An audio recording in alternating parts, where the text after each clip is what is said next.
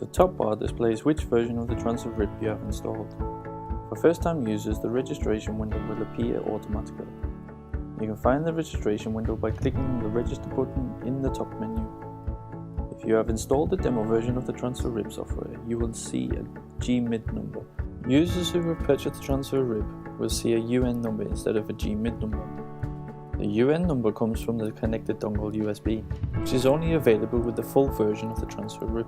Users with the demo version will need to email the GMID code to us. Please remember, all users should send the GMID number to us by using the copy button and pasting the GMID number into an email. After we have received the GMID number, we will generate the demo code and email you back. All users should copy and paste the update plan code, including the hashtags, into the update plan field. If the code is correct, the update plan expiration date will appear below. Now the transfer RIP has been activated, close the window to return to the profile selection window. How to update the transfer RIP software.